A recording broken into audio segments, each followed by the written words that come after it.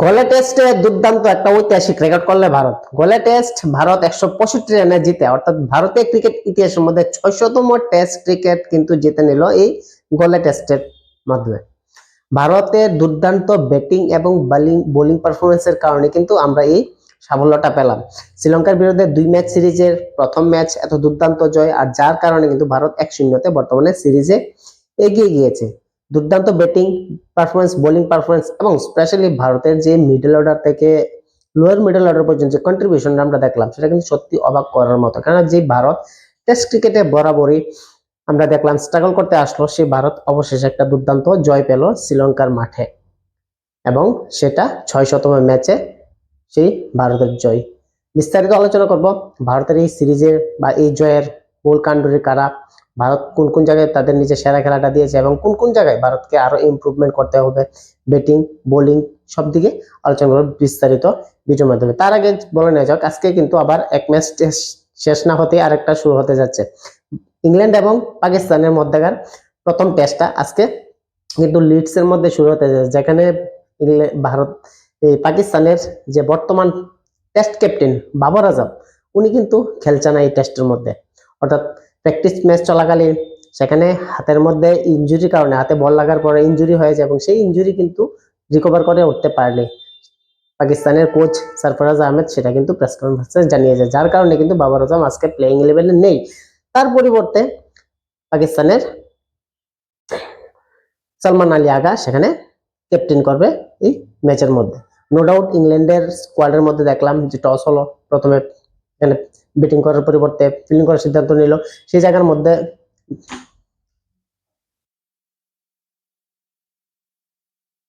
মধ্যে মোটামুটি ইংল্যান্ডের কয়েকজন নতুন প্লেয়ারকে আমরা দেখতে পেলাম, যেমন ওপেনার হিসেবে থাকছে, এবং জর্ডন কক্সকে কিন্তু আমরা এই টেস্টের মধ্যে দেখতে পাবো।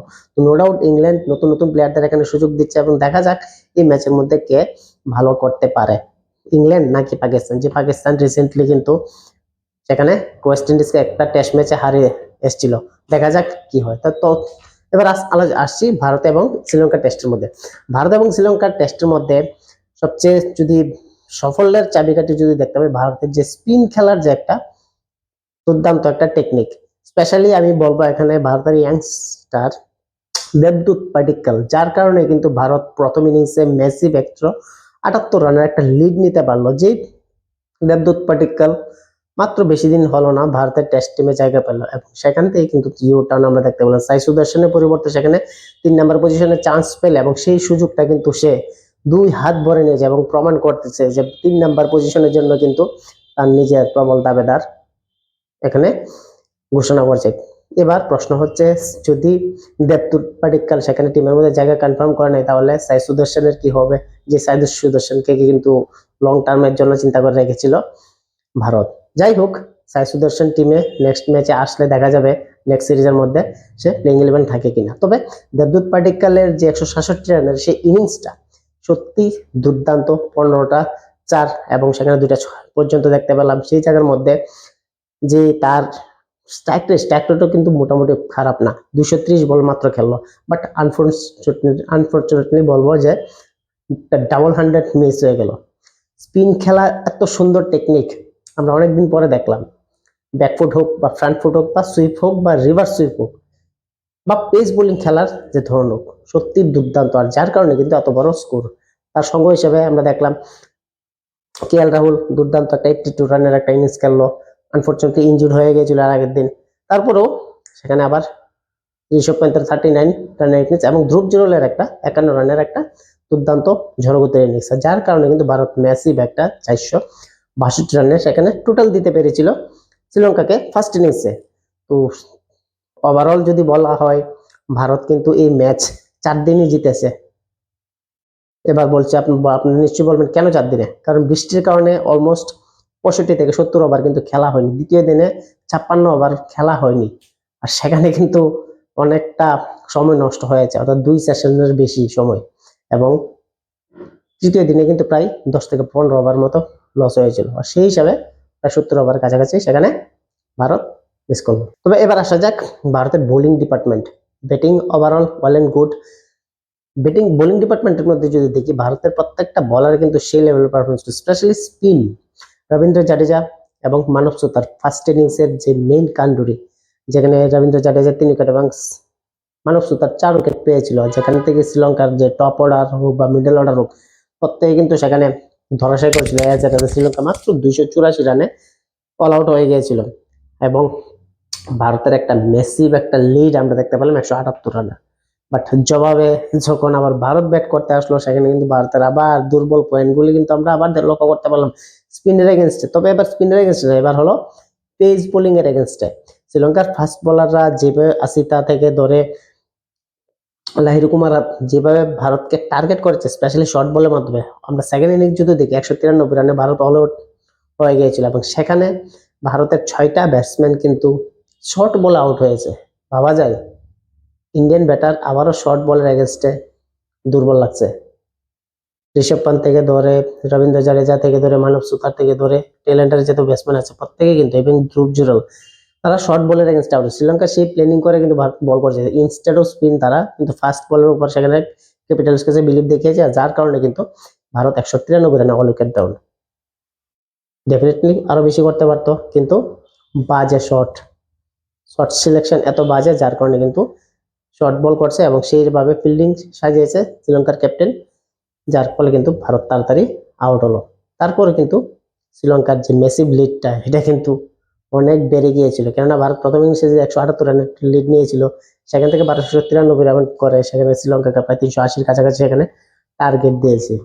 আর যেটাই কিন্তু চতুর্থ এবং পঞ্চম দিনে খেলা খুব খুব টাফ, এবং শ্রীলঙ্কার গালে হিস্ট্রির মধ্যে যদি মাঠের মধ্যে দেখা হয় 300-র বেশি মাত্র চেস হয়েছে একবার, সেটা বহুত আগে, যেটা পাকিস্তান করেছিল। আর সেই জায়গার মধ্যে শ্রীলঙ্কার বর্তমান যে ব্যাটিং পজিশন দেখলাম, সেখানে তাদের ব্যাটাররা তেমন একটা ক্যাপেবল না এতটুক রান করা।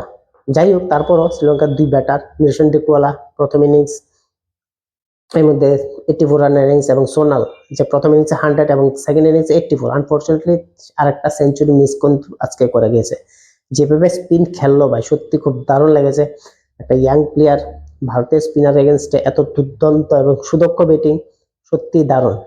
লং টার্ম ক্রিকেটের মধ্যে বা টেস্ট ক্রিকেটের মধ্যে এরকম স্পিন খেলার ব্যাটার আমরা বর্তমানে খুব কমই দেখতে পাই, এবং সোনাল যেভাবে খেলেছে, ভারতের ব্যাটারদের কিন্তু ওর থেকে শেখার দরকার, ওকে ফলো করা দরকার। কেননা যে স্বাচ্ছন্দ্যে যেখানে অধিকাংশ ব্যাটাররা ফ্লপ হয় বা খেলতে স্ট্রাগল করছিল, বা ভারতীয় ব্যাটাররা ফ্রন্ট ফুট ডিফেন্স খেলতে যাচ্ছিল এবং উইকেট হারাচ্ছিল, সেখানে কিন্তু সোনাল ব্যাকফুট, ফ্রন্ট ফুট এবং সুইপ, রিভার্স সুইপ, ডিফেন্ড প্রত্যেকটা জায়গায় কিন্তু সে নিজের সেরাটা খেলেছে, আর যার কারণে কিন্তু তার এই সাকসেস। তাকে কোনো বলার এগেনস্টে আমরা সেরকম স্ট্রাগলই করতে দেখলাম না, আইদার কুলদীপ যাদব হোক, মানব সুতার হোক, বা রবীন্দ্র জাডেজা হোক, বা প্রসিদ্ধ কৃষ্ণা হোক, বা সিরাজ হোক, কোনো বলার এগেনস্টে কিন্তু তাকে আমরা একটু স্ট্রাগল করতে দেখলাম না। অ্যাজ এ রেজাল্ট তার এতটুকু সাকসেস এবং এত বড় রান, 2 ইনিংস মিলে 184 run, one of the best player এই সিরিজের মধ্যে। নেক্সট ম্যাচের মধ্যে কি করে সবার দেখার বিষয়।